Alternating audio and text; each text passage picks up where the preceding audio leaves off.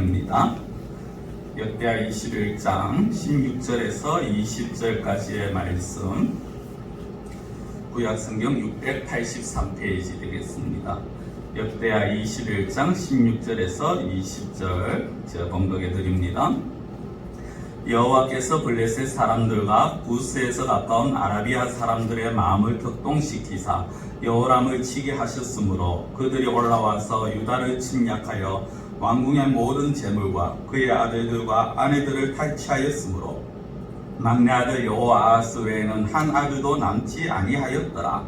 이 모든 일 후에 여호와께서 여호람을 치사 능히 고치지 못할 병이 그 창자에 들게 하셨으므로 여러 날 후 2년 만에 그의 창자가 그 병으로 말미암아 빠져나오매 그가 그 심한 병으로 죽으니 백성이 그들의 조상들에게 분향하던 것 같이 그에게 분향하지 아니하였으며 여호람이 32세에 즉위하고 예루살렘에서 8년 동안 다스리다가 아끼는 자 없이 세상을 떠났으며 무리가 그를 다윗성에 장사하였으나 열왕의 묘실에는 두지 아니하였더라. 아멘. 우리가 살아가면서 사실 누구나가 다 마음은 완벽하게 또 기독교인들은 거룩하게 그렇게 살기를 원합니다. 그러나 그러한 마음과 또 별개로 사실 우리가 살다 보면은 허물이 드러나기도 하고 실수를 하기도 하고 죄를 짓기도 합니다. 자신이 일부러 사실 살아가면서 죄를 짓는 사람들은 거의 없죠. 대부분은 자신도 모르는 사이에 죄를 짓고 악을 행합니다. 신자와 불신자를 떠나서 이건 공통적인 것 같습니다. 성도는 사실 늘 거룩한 삶을 추구해야 되지만 그 안에 있는 죄의 본성이라는 것 때문에 그렇게 살지 못하는 것, 그것이 바로 인간의 모습입니다. 그래서 제가 이 11월 한 달간 수요일에 계속 집에 관하여서 집을 비유해서 말씀을 드립니다만은 이 성도의 삶이라는 것은 집을 짓는 것과 같다라고 말씀을 드렸습니다. 정말 우리는 어떻게 보면 예수 그리스도라는 아주 든든한 탄탄한 기초를 쌓았습니다. 다졌죠. 그리고 이제 집을 짓고 살아갑니다. 집을 짓다 보면은 때로는 그 안에서 우리가 좀 부실한 재료를 쓸 때도 있고 또 때로는 집을 짓고 난 이후에도 또 수리해야 될 부분들이 생기기도 합니다. 우리가 살아가면서 우리의 약함이 드러나기도 하고 우리의 허물이 보이기도 하는 그런 부분입니다. 이 부실한 재료, 어떻게 보면 좀 적합하지 못한 재료를 쓴 것이 사실 그것을 썼고 또 그렇게 해서 그것이 이 부분이 이 재료가 합당하지 않다 아니면 뭔가 부족하다라고 생각되면 더 추가를 하든가 바꾸어서 써야지 튼튼한 집을 짓게 되어집니다. 그런데 많은 사람들이 만약에 그렇게 하여도 괜찮아, 이 정도는 괜찮아 라는 생각으로 그렇게 부실한 재료들을 계속해서 사용하다 보면은 집이 언젠가는 겉은 그럴듯할지 몰라도 또다시 무너지거나 무너질 수 있는 그러한 부실 공사를 하게 되어진다라는 것이죠. 이것을 다르게 말씀드리면 우리가 정말 살아가면서 말씀이라는 재료로 집을 지어야 되지만 그러나 그 말씀을 통해서 우리가 집을 짓지 못하고 인간적인 생각, 인간적인 방법들을 통하여서 신앙의 집을 지을 때가 있더라는 것입니다. 그럴 때 하나님께서는 말씀을 통해서 무엇이 잘못인가를 가르쳐 주십니다. 중요한 것은 그 가르침을 주실 때 그것에 속히 깨닫고 돌이켜야 되는데 이 정도는 괜찮아 라는 생각이나 아니면 자기의 어떤 고집과 자기의 주장이 그것을 앞서다 보면은 주장하다 보면은 그 집이 온전하게 신앙의 집이 세워가지 못할 때가 있다라는 것이죠. 오늘 본문이 바로 그런 내용입니다. 오늘 제가 16절부터 읽어드렸습니다만은 사실은 21장 전체의 내용입니다. 우리 오늘 21장은요 누구에 관한 이야기냐면 여호람이라는 유다의 왕입니다. 이 여호람은 지난 수요일에 보았는 여호사밧의 큰아들입니다. 장자입니다. 여호사밧이 죽으면서 장자인 여호람에게 왕위를 줍니다. 그리고 그 동생들에게는 은금과 보물과 유다 성읍들을 나눠줍니다. 그리고 이제 여호람이 맏아들로서 장남으로서 왕위를 물려받습니다. 그러면은 그 아버지가 행한 일들이 있지 않습니까? 산당을 철거하고 우상을 부수고 그리고 하나님의 말씀을 백성들에게 가르치고 사는 그 모습대로 살았으면 좋겠지만 이 여호람이 그렇게 하지를 못합니다. 여호람이 왕이 되고 제일 먼저 했는 일이 무엇이냐면 자기의 아우들을 동생들을 죽이는 일을 시작을 합니다. 여호람 4절에 보면요, 이런 말씀, 이런 기록이 나옵니다. 여호람이 그의 아버지의 왕국을 다스리게 되어 세력을 얻은 후에 그의 모든 아우들과 이스라엘 방백들 중 몇 사람을 칼로 죽였더라라고 합니다. 왜 여호람이 이 아우들을 다 죽였을까?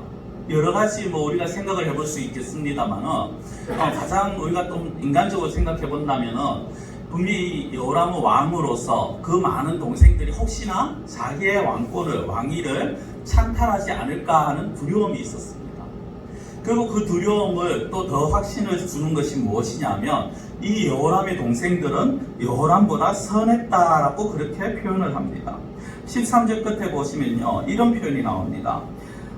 또 네 아비 집에서 너보다 착한 아우들을 죽였으니 라고 합니다. 여호람의 아우들이 하나님 보시기에 완벽했다, 하나님 보시기에 성직했다 이런 표현은 없습니다. 그러나 여호람보다는 선했다라고 말합니다. 여호람보다는 착했다. 아무래도 동생들이 좀 착하니까 많은 또 백성들이 동생들을 더 이제 칭송을 하거나 더 부추겼을 수도 있겠죠. 어쨌든 여호람은 어떤 이유에서인지 모르겠지만 자기의 왕권을 지키기 위해서인지 무엇인지 모르지만 이 아우들과 그리고 방백들 중 일부를 죽이는 그런 일을 보입니다. 이 굉장히 중요한 것입니다. 왜냐하면 여호람이 왜 동생들을 죽였을까? 그 여호람이 죽였는 이유가 도대체 무엇이냐? 그 자기가 가지고 있는 그 왕권이 도대체 무엇이기에 동생들을 죽이느냐 하는 것입니다. 우리는 어떻게 보면 우리가 왕도 아니고 또 우리가 이 여호람처럼 동생들을, 형제들을 죽이는 그런 일은 벌이지 않는다라고 말을 할 수도 있습니다. 그러나 이걸 좀 다른 각도에서 생각해 보면요, 여호람이 형제들을 죽일 수밖에 없었는 것은 자기가 가지고 있던 것을 놓치기 싫었을 것입니다. 자기 손에 쥐고 있는 것, 자기가 누리는 것, 그것을 포기하기 싫었어. 그것을 놓치기 싫어서 자기 형제까지 죽이는 이런 악을 범했다는 것이죠. 이건 오늘 우리들에게 어떤 모습을 보여줍니까? 우리가 사람을 죽이지는 않는다 할지언정 우리가 정말 내가 갖고 있는 것을 놓치기 싫어서 내가 갖고 있는 것을 더 붙들기 위해서 더 많은 것을 누리기 위해서 우리가 혹시 하나님 앞에서 악을 행하고 있지는 않느냐는 것입니다. 내가 사람을 죽였냐, 내가 도둑질 했느냐 그렇게 말한다면 교회 안에서는 그런 사람들이 거의 없을 것입니다. 그렇지만 이렇게 질문을 던지면 어떻게 될까요? 정말 당신이 더 많은 것을 누리기 위해서 하나님의 말씀보다 당신의 생각과 당신의 뜻을 더 중요하게 여기지 아니하였느냐라고 누군가가 질문을 한다면 거기에 대해서 우리는 얼마나 자신 있게 나는 그렇지 않다라고 말할 수 있겠느냐는 것입니다.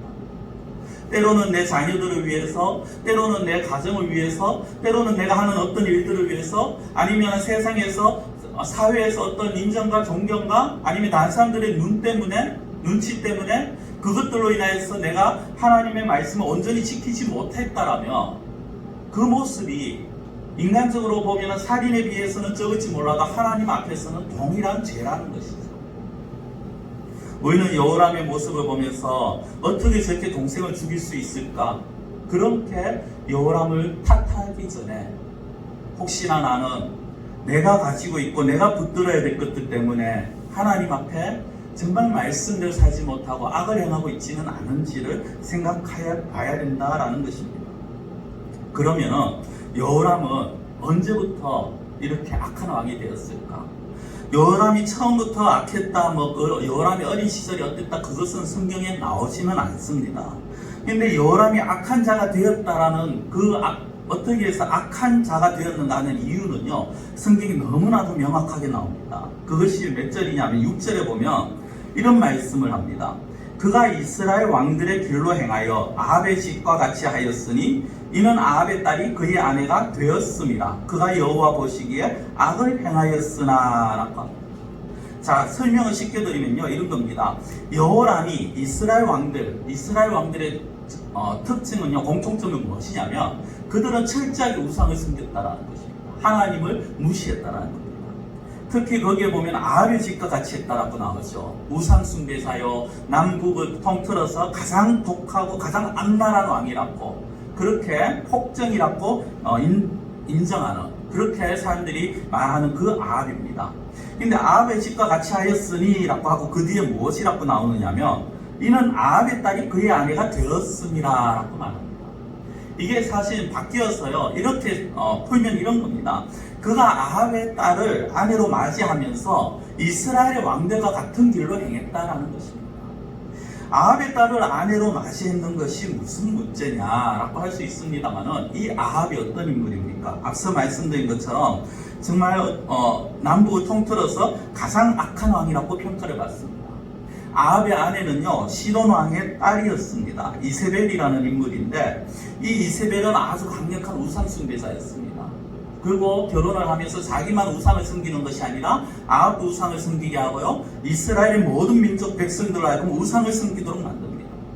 얼마나 또 폭정적인 그런 악독한 그런 여왕이었는지, 자기 남편인 아합이 나봇이라는 편민이 포도원을 보고 그것을 마음에 들어하자 그 나봇을 죽이도록 하는 그런 여인이 바로 이 이세벨이었습니다. 즉 여호람은요, 그 이세벨과 결혼하면서 이스라엘 왕들과 같은 그런 악의 길로 갔다라는 것입니다. 그리고 그 딸이 누구냐? 바로 아달랴라는 여인인데, 이 여인이 오늘 여호람의 아내가 되었다라는 것입니다. 이 아달랴가 어느 정도냐 하면요, 후에 여호람이 죽고 이제 시간이 지나면서 여호람 다음 아하시아가 왕이 되고요, 그 뒤에 이제 왕위를 이제 여호람의 손자들이 되어야 되는데, 그 왕위를 차지하기 위해서 자기의 손자임에도 불구하고 모두 다 죽여버리는 그런 여인이 바로 이 아달랴, 즉 여호람의 아내가 되고 이세벨의 아합의 딸이 되는 여인입니다. 그래서 결혼이 사실 굉장히 중요한 겁니다. 괜히 믿음의 가정을 이루어야 된다는 것이 허튼 말이 아니라는 것입니다. 세상 사람들은 자기 마음대로 행하고 세상적으로 괜찮으면 다 괜찮다라고 하지만, 그러나 성도는 결혼조차도 하나님 안에서 이루어져야지 온전한 가정, 믿음의 가정, 세상적으로 흔들리지 않는 가정을 이루어갈 수 있다라는 것입니다. 결혼이 오늘 핵심이 아니니까 이 부분에 오래 하지는 않겠습니다. 여호람이 이렇게 악행을 일삼습니다. 그런 가운데 하나님께서 이 여호람에게 징계를 하시는데요, 저 같으면은 이 여호람을 그냥 아주 그 집안을, 다윗의 집안 아닙니까? 그냥 완전히 박살을 내버릴지도 모르겠습니다. 얼마나 악하고 얼마나 하나님 베푸신 그 은혜, 특히 자기 아버지가 행한 그 모든 것들 다 무시하고 우상을 철저하게 섬기는 그런 모습들을 보이더라는 거죠. 그러나 그럼에도 불구하고 하나님께서 여호람에게 징계는 하시지만 그 왕위는 계속해서 유지를 시키십니다. 하나님께서 다윗과 하신 언약 때문에 이 다윗의 집안에 그 왕위를 끊어버리시지는 않으십니다. 그것이 어떤 언약입니까? 다윗의 왕위가 끊어지지 아니할 것이고, 하나님께서 항상 그들에게 등불을 주시겠다라는 거죠. 등불을 주신다는 건 어떤 어둠 속에서도 그들의 길을 비춰주시겠다라는 겁니다. 그렇다고 해서 내가 너희들의 모든 허물을 눈감아 주겠다, 그렇게 말씀하시진 않습니다. 하나님은 분명히 사람이 잘못했을 때 사람의 매와 인생 채찍으로 그들을 징계하십니다. 죄를 지으면 반드시 죄에 대한 책임을 묻고 징계하십니다. 그러나 그 징계는 그들을 멸망하기 위한 그런 징계가 아니라 그들로 하여금 옳은 길로 오도록 하는 그런 징계입니다. 그래서 하나님께서도요, 이 여호람에게 한번 경고를 주셨습니다. 그 경고가 무엇이냐? 그 여호람의 속국이 배반을 하게 됩니다. 10절에 보면요, 8절에 보면 여호람 때 에돔이 배반하여 유다의 지배하에서 벗어났고 자기 위에 왕을 세웠다라고 그렇게 말합니다. 10절에 보면, 중간에 보면 림나도 배반하여 여호람의 지배에서 벗어났다라고 그렇게 말을 합니다. 이 에돔은 어떻게 보면 이제 다윗의 때 속국이 되었다가 또 이제 잠깐 자기들이 독립을 하고 마음대로 살다가 여호람의 아버지 여호사밧 때 다시금 속국이 되어집니다. 속국이 되어지면서 어느 정도냐면 이 여호사밧 때는 그 에돔 땅의 한 항구 도시에서 배를 지을 정도로 그렇게 이 에돔이 철저하게 유다의 지배하에 있었는데 그 지배를 벗어난다라는 거죠. 우리 더 이상 당신들 말을 듣지 않겠다라고 합니다. 이 민족이 이렇게 떠난 건 뭐 둘째 치고요. 10절에 보면 림나라는 도시가 나옵니다. 이 림나는 이스라엘 백성들이 가나안에 들어갔을 때 여호수아가 아론 지파가 차지한 땅이 바로 림나입니다. 그런데 그 땅을 이제 그들이 이 유다 왕 다윗의 왕가의 그 지배를 벗어나고 우리는 독단적으로 하겠다라고 말을 합니다. 그 이유가 어디에서 나오느냐? 10절 끝에 보면 이는 그가 그의 조상들의 하나님 여호와를 버렸음이더라. 여호람이 하나님을 버렸다라는 것입니다. 여호람이 하나님을 떠났다라는 거죠. 다르게 말씀드리면 하나님의 말씀보다 내가 누리는 것, 내가 원하는 것, 내가 하고 싶은 대로 했다라는 것입니다. 성경은 우리가 하나님을 떠났다라는 것은요, 몸이 떠났다라는 것을 말하는 것이 아닙니다. 많은 사람들이 교회를 다니면서 나는 하나님을 떠나지 않는다라고 말하지만 그 마음이 하나님을 떠난 자들이 얼마나 많은지 모릅니다. 몸은 교회에서 예배를 드리지만 몸은 하나님 앞에 나와 있지만 그 마음은 세상에 속해 있고 그 마음은 세상적인 마음과 세상적인 방법을 살아가고자 하는 자들이 너무나도 많다는 것입니다. 지금 내가 하고 싶은 대로 하고 내가 이루고 싶은 것을 이루는 것이 중요한 것이지 하나님의 뜻은 중요하지 않다라고 말을 합니다. 그런 여호람의 모습이 어떻게 보면 이 에돔과 그리고 림나가 배반을 하게 되는 모습을 보입니다. 그럼에도 불구하고 여호람이 돌이키질 않습니다. 11절에 보면요, 여호람이 또 유다 여러 산에 산당을 세워 예루살렘 주민으로 음행하게 하고 또 유다를 미혹하게 했다라고 합니다. 자기 아버지가 부순 산당을 여호람이 다시 세우기 시작합니다. 하나님께서 에돔과 림나라는 그 배반을 통해서 경고를 했으면 이제 깨닫고 하나님 제가 정신 차리겠습니다 해야 되는데 더 하나님을 떠나서 살아가고 있는 것입니다. 이때 이제 엘리야 선지자가 등장을 했어요. 여호람의 죄를 지적을 합니다. 그러면서 당신의 죄 때문에 당신의 자녀들과 당신의 아내들과 당신의 모든 재물들이 하나님께서 재앙으로 치실 것이고 당신이 중병이 될 것이다 라고 말을 합니다. 그러나 그것에 대해서 여호람이 돌이키지 않은 것 같습니다. 결국 오늘 제가 읽었던 16절 말씀 오늘 본문에 보면요, 16절 시작이 어떻게 됩니까? 여호와께서 블레셋 사람들과 구스에서 가까운 아라비아 사람들의 마음을 격동시키사 여호람을 치게 하셨다라고 말씀을 합니다. 이렇게 여호람의 마음을 치게 하면서 여호람을 치시는데 결국 그들이 어떻게 합니까? 17절에 보면요, 왕궁의 모든 재물을 취합니다. 여호람의 아들들과 아내들을 탈취합니다. 여호람의 막내 아들 외에는 한 사람도 하나들도 그곳에 남아 있지를 못합니다. 성도 여러분, 어떻게 보면은 이 예루살렘 백성들이 무슨 잘못이고 여호람의 자녀들이 무슨 잘못이냐라고 말을 할 수 있을지 모르겠습니다. 뭐 이세벨의 딸은 그렇다 치더라도 다른 아내들이 무슨 잘못이냐라고 말할 수 있을지 모르겠습니다. 그러나 그들의 죄가 무엇입니까? 여호람이 죄를 지었을 때 그 죄악을 거부하지 아니하고 우리는 그렇게 할 수 없습니다. 우리는 하나님의 백성입니다 라고 말하지 아니하고 같이 동참을 했다라는 것입니다. 나는 생각이 사실 그런 생각이 아니지만 분위기 때문에 어쩔 수 없어서 그랬어 라는 그런 말들을 하죠. 분위기 때문에.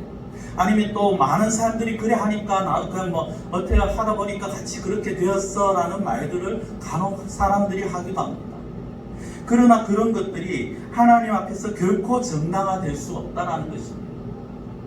세상 사람들이 다 한다 할지라도 분위기가 다 그것이 옳다 맞다라고 한다 할지라도 하나님께서 아니라고 하신 것은 아닌 것이고 하나님께서 잘못이라고 하신 것은 잘못이라는 것입니다. 하나님이 싫어하시면 거부해야 된다는 거죠. 이 여호람이 하나님을 떠났지만 그것이 잘못이라면 그것이 잘못이라고 이 여호람의 자녀들이나 예루살렘 주민들이 보면서 우리는 그렇게 하면 안 됩니다라고 말을 했어야 됐지만 그렇게 하지 않았다라는 것입니다. 성경에 만약이라는 말은 없습니다. 만약 하나님께서 하시는 일에 만약이 어디 있습니까만은 이런 생각을 한번 해봅니다. 만약 여호람이 에돔과 림나의 배반을 보면서 또 엘리야의 어떻게 보면 죄를 지적한 그 말씀을 듣고 여호람이 회개했다면 어땠을까? 그러면 여호람이 이렇게 비참한 결말을 맞이했을까? 성도 여러분, 우리가 잘못을 지을 수 있습니다. 사람이기 때문에 때로는 죄를 지을 수도 있습니다. 허물이 없는 사람 없습니다. 그러나 중요한 것은 그 허물을 당연시 여기고 괜찮아라고 생각한다든지 그냥 가볍게 여기고 넘어가서는 안 된다는 것입니다. 그런 허물들, 그런 잘못들, 그런 죄악들이 쌓이고 쌓이다 보면은 그것이 결국은 큰 죄악으로 하나님 앞에서 징계를 받을 수밖에 없다는 것입니다. 여호람은요, 마지막에 죽게 됩니다. 죽는데 죽어서도 얼마나 비참한지 20절 끝에 보면 무리가 그를 다윗성에 장사하였으나 열왕의 묘실에는 두지 아니하였더라라고 합니다. 열왕의 묘실이 무엇이냐면 왕들이 죽으면 대대로 묻히는 자리입니다. 그런데 그곳에 여호람이 묻히지 못했습니다. 이 남유다 백성들이 여호람을 왕으로 인정을 하지 않았는 겁니다. 하나님도 인정을 하지 않았는 건 뭐 당연한 것이고요. 성도는 이런 모습이 만약 우리의 모습이 된다면 우리는 얼마나 괴롭겠습니까? 다르게 생각해보면 우리는 이 여호람처럼 이런 비참한 결말을 맞이해서는 안 될 것입니다. 그렇다면 어떻게 해야 합니까? 여호람의 가장 큰 잘못은요, 한마디로 말씀을 드리면 자기가 주인이었습니다. 내 인생은 내가 주인이고 내 나라도 내가 주인입니다. 그래서 내가 하고 싶은 대로 했고 내 마음대로 산당을 세웠고 내 마음대로 우상을 숭배했고 내 마음대로 폭정을 했습니다. 그러나 실제 삶의 주인은 누구입니까? 우리의 주인은 누구이며 이 나라의 주인은 누구입니까? 우리가 아니라 하나님이시라는 거죠. 여호람이 그것을 깨달았다면 그는 악에서 돌아섰을 것입니다. 그러나 그것을 깨닫지 못했죠. 우리가 하나님께서 하나님 내가 주인 되지 않게 해달라고 우리가 그래서 기도해야 되는 것입니다. 복음성가 중에 내가 주인 삼은 모든 것 내려놓고라는 복음성이 있습니다. 우리가 내가 하고 싶은 거, 인간이기 때문에 충분히 내가 가지고 싶고 내가 누리고 싶은 것이 있을 수 있습니다. 그러나 그것을 내가 욕심을 내고 그것을 위해서 살기 전에 우리가 먼저 해야 될 것이 무엇입니까? 하나님, 이것을 내가 누리는 것이 하나님께서 보시기에 정당하고 옳은 일인가? 만약 하나님 보시기에 이것이 잘못이고 이것이 사람들이 다 옳다 할지언정 하나님께서 아니라고 하신다면 하나님 내가 하지 않겠습니다라는 그런 우리가 기도의 삶을 살아가야 된다는 것입니다. 오늘 말씀은요, 크게 두 가지입니다. 하나는 내 인생의 주인은 내가 아니라는 것. 하나님께서 하나님의 다스림 따라, 그리고 내가 내 인생의 주인으로 내가 모든 것을 누리고 좌지우지할 수 있는 그런 우리의 신분이 아니라는 것을 우리가 기억을 해야 됩니다. 또 하나는 우리가 살아가면서 잘못을 행할 수 있습니다. 그러나 그것이 잘못이라고 우리가 깨달을 때 속히 그 잘못에서 돌이켜야 된다는 겁니다. 속히 돌이키고 다시는 그런 잘못의 길에 서지 아니하도록 우리가 하나님 앞에 엎드려야 된다는 것입니다. 그래서 오늘 우리가 정말 하나님, 내 인생의 주인이 되신 하나님, 우리를 붙들어 주시옵시고 정말 우리가 늘 하나님의 말씀을 듣게 하시고 또 하나님의 말씀 가운데 나의 잘못이 보였을 때 그 잘못에서 속히 돌아설 수 있는 그러한 우리의 모습이 되게 하옵소서. 늘 기도하며 또 그런 마음으로 살아가시는 우리 성도님들이 되시기를 원합니다. 잠시 기도드리겠습니다.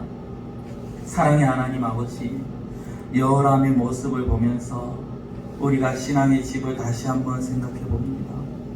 여호람에게는 이미 좋은 기회가 있었고 또 좋은 환경이었지만 좋은 아버지 밑에서, 선한 아버지 밑에서 그가 자랐지만 그러나 그는 아내를 받아들이며 하나님을 떠나는 모습을 보입니다. 하나님을 떠나서 자기의 원대로 하며 하나님을 떠나서 우상을 숭배하는 산당을 짓는 그런 모습들을 보게 됩니다. 하나님, 그 모습을 통하여서 하나님께서 경고하셨지만 그러나 그 경고의 소리에도 깨닫지 못하고 계속해서 복종을 해가고 계속해서 하나님을 떠난 삶을 살아놓은 그 마지막에 얼마나 비참한가를 다시 한번 저희들이 보면서 하나님, 우리의 삶을 돌이키고 보기를 원합니다. 우리가 살아가면서 정말 하나님, 내 인생의 주인이 내가 아니라 하나님이심을 고백합니다. 날마다 고백하며 나아가게 하시고 우리가 살아가면서 인간이기 때문에 허물과 죄와 잘못이 있을 수 있겠지만 그러나 그것을 깨달았을 때, 발견했을 때 속히 하나님 앞에 돌아와 엎드려 회개하는 저희들이 되게 하여 주시옵시고 모든 것을 하나님의 손에 맡기며 모든 사람이 다 그것이 옳다라고 좋다라고 맞다라고 할 때조차도 하나님께서 아니라면 우리가 과감하게 내려놓고 포기할 줄 아는 그러한 저희들의 삶이 되게 하여 주시옵소서.